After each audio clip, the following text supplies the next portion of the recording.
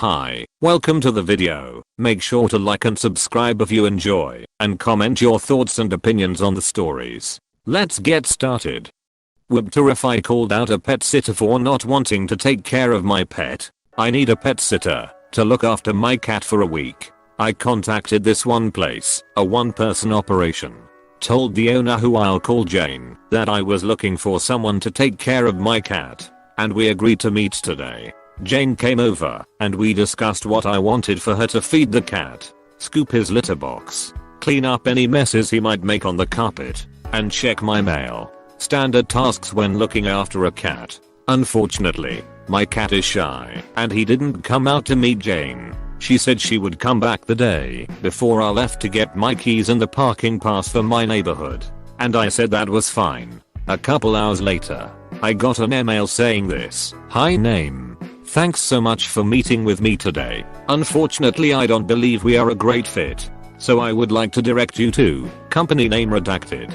They serve all of region and normally have great availability. Again, thanks so much. And I'm sorry this didn't work out." At no point was I rude to Jane, and nothing came up in her visit that would be a reasonable deal breaker that I can think of, like me telling her my cat had some sort of special need she couldn't accommodate. I don't understand why this job wouldn't be worth her time and effort. I would say it was because my cat is shy, and she wanted to spend more time with him. But she didn't seem to have an issue with that. Anyway, I think it's unprofessional of her for rejecting me as a client and not giving me a reason why. So, would I be the antagonist if I called her out? You appear awful, not them. If you call someone out just because they chose not to work with you, move on after contacting the supplier she provided. Employment is a collaborative effort. In essence, you were interviewing her to see whether you wanted to hire her.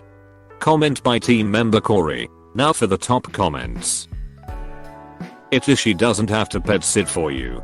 There's no obligation. She didn't like something she saw. Yeah, she saw Opus. If we can tell they are an R just by reading for a minute, imagine a face-to-face meeting. I think it's unprofessional of her for rejecting me as a client and not giving me a reason why. She doesn't have to give you a reason, since she was never really under contract with you anyway. Yes, TWBTA. She isn't obligated to care for your pet. Maybe she observed something that made her concerned, like you not being good at keeping the litter box under control. I say that since you mentioned messes he might make on the carpet as standard. I realize this can happen, but I have had many cats, and they've never done that. I know some services that require you pay them to come every other day for precisely this reason, to avoid the problem. We discussed that my cat might make messes on the carpet, and she said it would not be a problem for her to clean them up. She did not look at the litter box. You make good points, though. Maybe she had a family emergency come up. Maybe she developed a UT. Maybe something happened to her transportation. It's not always about you. YWBTA. Am I the antagonist for using my money won in a lawsuit on my college fund/expenses? Context: I, 20F, am going to school at a university. This is important for context. My mom has not ever really supported the fact I wanted to go to a bigger school as she went to community college. About 2 years ago I was in a car accident, and I decided to sue the person responsible for the accident. Damages were over $10,000. Medical bills over $30K. My vehicle was beyond repair and insurance only offered me $1.500 after it was all said and done. I tried everything, and I'm left with severe neck and back pain. I also have trouble with strength in my arms and legs. The driver drove drunk and hit me going at an unreasonable amount of speed. It led to my car flipping over multiple times and needing surgery after. Recently we went to court, and although I only asked for $55,000 in court, the judge required him and his insurance company to pay $150,000 to me for damages, medical, and as personal relief as well. I just got the first part of the check on Monday and my mom insisted I give her the entire check, $25,000, so she can have some spending money. After I told her no, and told her I would be using it for college expenses as I still have 3 years left. She told me I'm not responsible enough to handle it. I explained I'm meeting with an accountant on Friday and we are going to open up an account specifically for this, and I won't touch the money unless I absolutely need to. She still didn't like that and called me the a-hole for not giving her the check. Her biggest reason, after I talked to my grandma, was I gave her life. I'm entitled to something. I'm really considering cutting contact with my mom if she continues to behave this way, but I'm wanting to better my future. So am I the antagonist for this? As an adult, you have the right to decide how to spend the money. She doesn't have any rights simply because she gave birth to you. You are not responsible for her decision. That was one she made. Don't let her intimidation convince you otherwise. Comment by team member Shannon. Now for the top comments. NTA, your mother is a greedy asshole. I can't imagine how much you have suffered as a result of the accident. That is 100% your money. You are being smart by saving it for college. Truth. Keep that money out of reach, Opus. Don't let there be any checks or debit cards laying around. You don't owe your mother for giving birth to you. Everything she did was because she chose to get preggers, chose to raise you, and chose to live the way she has. Now she wants some spending money? That reeks of irresponsibility. Spending money as soon as you get it is the best way to ensure you never have any real money. NTA. Yes. Op needs to make sure mom can't backdoor her way to these funds. Open a bank account somewhere mom doesn't know about it. Use. Keep future settlement checks private. NTA, go to school. NTA 1. You're an adult. 2. You were the injured party, not her. 3. For someone who claims that you're not responsible with money, she wants $25k for spending money. Besides, if you give her any of that money, she'll try to drain you dry. NTA. It's your money to do what you want with. The fact that you're planning on using this money to fund your education shows a great deal of responsibility on your part. If you're living at home, it may be time to think about moving out. Thankfully, no, I don't live with her. But I was smart in having the check sent to my job and they hand delivered to me in my office. Work in a nursing home, so I got to receive it. My legal residence is still her house and unfortunately I can't get that fixed. Mail carrier will have the checks until I work again, and I gave them my number/schedule, so it should only be brought when I'm there. Am I the antagonist for calling my mom to ask if I like ravioli? This happened a few years ago, but has now been brought up again, and is causing a huge family argument resulting in everyone calling me an asshole. So here I'm once again asking strangers on the internet if I was an asshole. My boyfriend and I have been together for years. In year 1 we were both broke and 19 and living with his parents. His mom is a nest freak, which is fine, so is my mom, I'm used to it. So I'd always clean up after myself, and always found myself cleaning up after the other several people that lived there also. Well, one day, one sunny summer afternoon, she comes and starts cleaning our room. We shared a room with a divider with one of his brothers. Mother-in-law finds a tub or a container of moldy ravioli. It's important to mention this was not on our side of the room. I never went on that side and worked 14-hour days, so was rarely even home. Pretty much a sleeping spot. She turns to me and starts screaming at me for leaving the ravioli there. I tell her it's not mine, and she continued to yell at me that I was a lazy liar who couldn't pick up after myself, and that she hates that her son chose me, and just kept going on and on about how it was my ravioli. I told her, Jennifer, I don't even like ravioli. She started yelling that I'm a lying bitch etc, etc. This time I didn't say anything. I didn't even argue. I just pulled my phone out and called my mom and put it on speakerphone.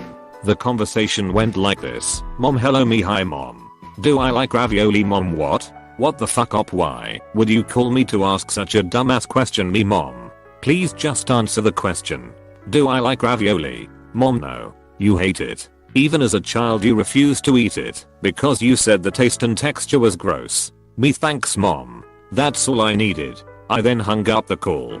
Jennifer's face was red and started screaming at me that my mom and I probably planned it. Right at that moment, my oldest brother-in-law came into the room and was like, what are you guys arguing? Oh, that's where my Tupperware is. I've been looking for that. My bad, accidentally left it in here. Jennifer didn't apologize. Didn't give him shit on the raviolis. Just never brought it up again. Till yesterday. We were visiting and someone was making ravioli and said better not let Op be in charge of it. I asked what they meant and then this whole thing has been an argument again. So, am I the antagonist? You were found to be honest. It was proven.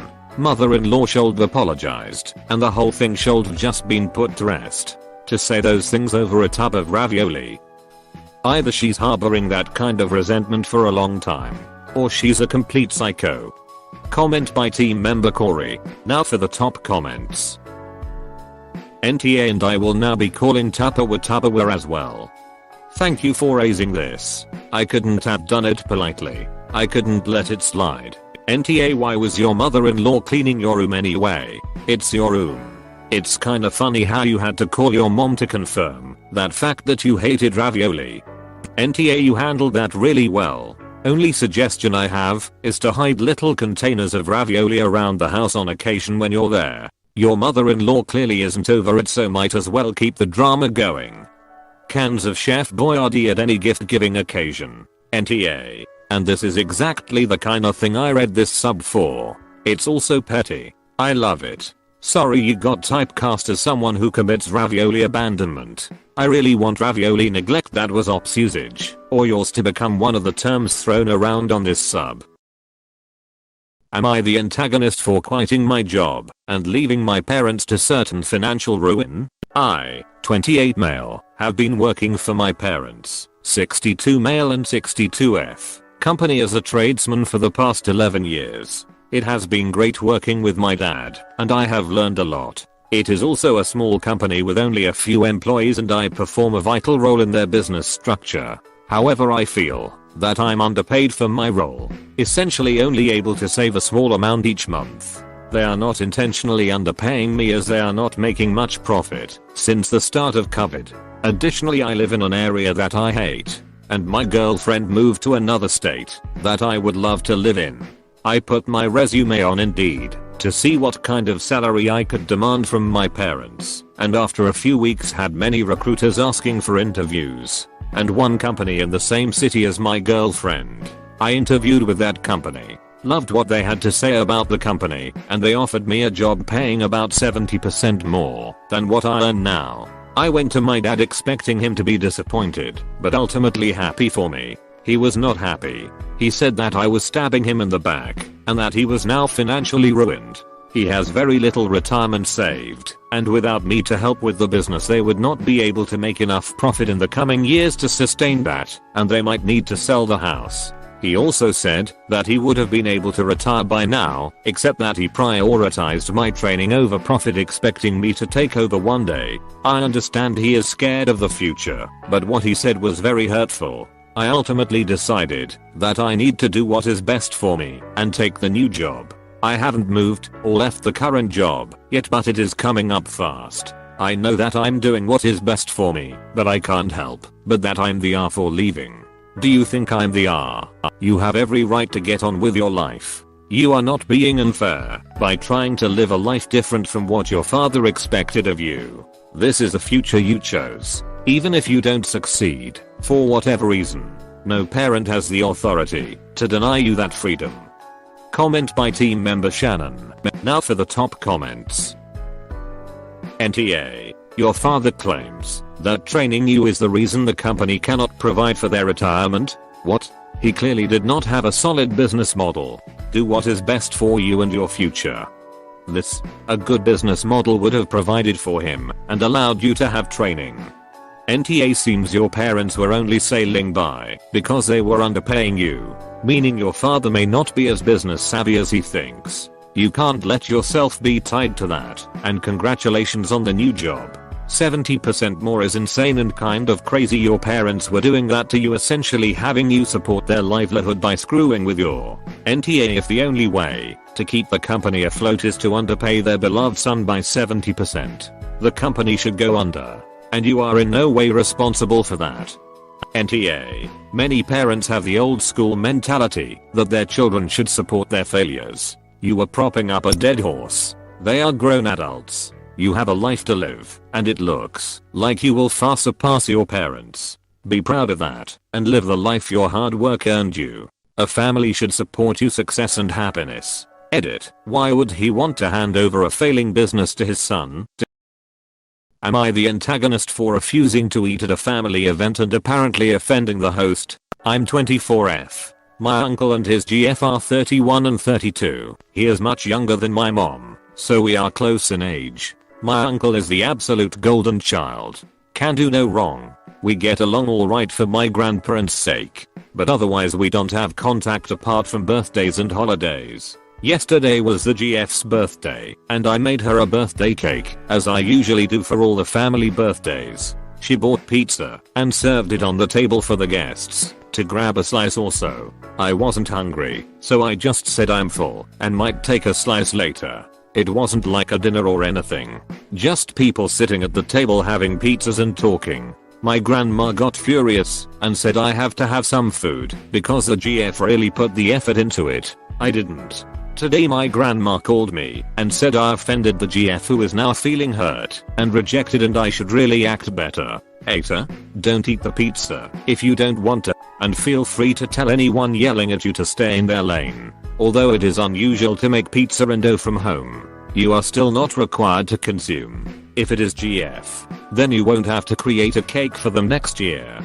Comment by team member Charlie. Now for the top comments.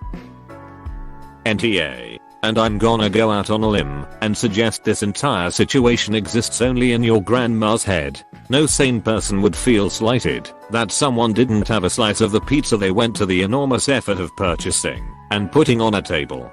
She crawled over hot coals. She walked uphill, both ways, in the snow. She had to fight off a rabid bear. They were out of pizza, so she had to invent a time machine so she could travel backwards to get it before they sold out.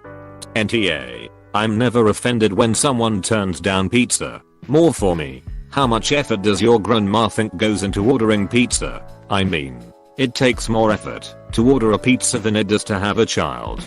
Has anyone ever ordered a pizza by accident? Ninja edit. Yes, I totally stole this from Steve Hofstetter. Has anyone ever ordered a pizza by accident? Yes, usually when I'm drunk. Haha. NTA. It's not like the GF cooked a 5-course dinner. If you're not hungry, you don't eat. Simple. I'm confused. It was a bought pizza? Like go to the shop and buy one? How does that require special effort? Am I the antagonist for kicking my maid of honor and her mother out of my wedding? I, 28F, recently got married to my husband, 31 male. It was a big wedding and it was amazing. My best friend L, 27F, was my maid of honor and she helped with all of my wedding plans. She helped me make my wedding what it was, and I was extremely grateful. I decided to let my bridesmaids pick out their own dresses. I just gave them a color scheme to match. The problem came when my niece, 14F, came to the wedding in the same dress as L. I noticed and found it funny as they both had the same hair color and my niece looked like a mini L. The dress didn't look that much like a bridesmaid dress and it looked amazing on both of them. Elle pulled me aside and started ranting about how my bratty teen niece came in the same dress as her. I brushed it off and said that the dress doesn't really scream bridesmaid, so it's not like she wore a full of ball gown. Elle then said that she needs to change her dress. I asked why, and she said that she looks better in it and her wearing it is gonna take away from her shine. I then told her that it shouldn't be her shine. It's my wedding, and if she's wearing that dress then I'm not gonna be the one to make her change. We moved on from it until Elle's mother came and screamed at me for ruining her baby's day. I said it's not her day, and if they both carried on like this, they would be removed from the wedding. She said fine and walked away. Not even minutes later my niece came to me crying because Elle's mother spilled red wine on her dress. I tried my best to get it off, but it was no use. I had a couple dresses in my car for if any of my bridesmaids had an issue with this, and luckily one fit her nicely. She thanked me and went back to the party. I went to Elle's mother and brought her aside and yelled at her. She told me that she didn't want to, but Elle told her to. I said I didn't believe her and told her to leave my wedding straight away. I then went to Elle and told her what her mother said. She then told me that she did tell her mum to spill the wine because she knew I had spare dresses in the car, so it wouldn't matter. I told her to leave and told her I needed some time away from her. She refused to. I ended up having to practically push her out of the venue. Her and her mother have been sending me horrible texts, and I don't know whether I did the right thing by kicking them out. Am I the asshole? Elle and her mother don't belong in civilized society. If anything, they ought to be held liable for intentionally destroying your niece's outfit, not even realizing that she was incorrect or that upsetting anyone at a wedding is totally inappropriate. Comment by team member Cody. Now for the top comments. NTA, your friend is a walking red flag. If I were you, I would kick her and her mom not only out of the wedding, but out of my life too. Your friend is a walking red flag. You mean like the wine spilled on the dress? NTA. Flags as marinara as the wine spilled. Apologies for those who hate that joke. NTA. But how did you not know Elle was that selfish and a bully? I've always known her to be insecure, but I have never seen her say a rude word towards me or any to that. But I think her insecurities took over, and I just don't know if I can find it in my heart to forgive her. You don't forgive a grown-ass woman who bullies a 14-year-old kid. NTA. And both Elle and her mother sound toxic. Her day, not you and your husband's day. Question mark exclamation mark question mark. What the actual F? NTA. Yeah, beyond toxic. They are both horrible people. I hope Bob kicks them out of her life. For like ever.